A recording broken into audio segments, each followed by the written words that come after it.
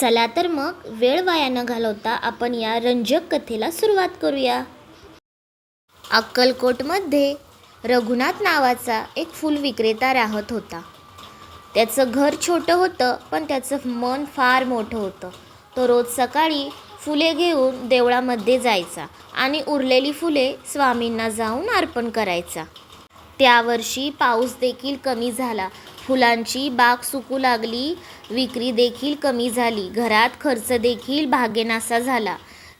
तेव्हा रघुनाथ चिंतेत पडला, त्याला सगळ्याची काळजी वाटू लागली। तेव्हा त्याची पत्नी त्याला म्हणाली, काळजी करू नका, तुम्ही स्वामींवर विश्वास ठेवा। एक दिवशी तो स्वामींच्या दर्शनासाठी गेला व त्याच्याकडे कोमेजलेली फुले होती। त्याला वाटली, ही कोमेजलेली फुले आपण स्वामींना कसे काय अर्पण करायचे। त्यामुळे तो तिथे लांबच उभा राहिला। स्वामींनी त्याला हाक मारली आणि म्हणाले, ए फुल विक्रेत्या, फुलं तर तुझी कोमजली, पण तुझी भक्ती कोमजू देऊ नकोस। हे ऐकून रघुनाथच्या डोळ्यामध्ये अगदी पाणी आले। स्वामींच्या चरणी त्याने ती फुले अर्पण केली।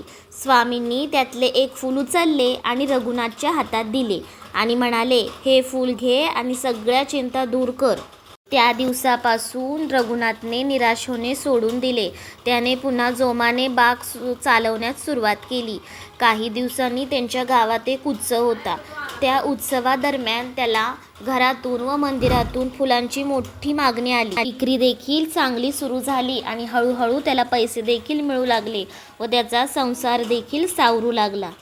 रघुनाथ नेहमी म्हणायचा, मला पैसे मिळाले म्हणून मला आनंद नाही झाला, तर त्याहूनही स्वामींनी माझ्या मनातील भीती दूर केली, हे पाहून मला फार आनंद झाला। ही गोष्ट अगदी सर्वत्र गावभर पसरली। लोक म्हणू लागले, स्वामी लोकांच्या मनातील चिंता दूर करतात, ते चिंतानाशक आहेत, ते सर्वांना आनंद देतात, ते आनंददायक आहेत, सर्व भक्तांना देखील स्वामी धीर देतात। तेव्हापासून लोक त्यांना प्रेमाने भक्तीने म्हणू लागले, ओम आनंददायकाय नमः।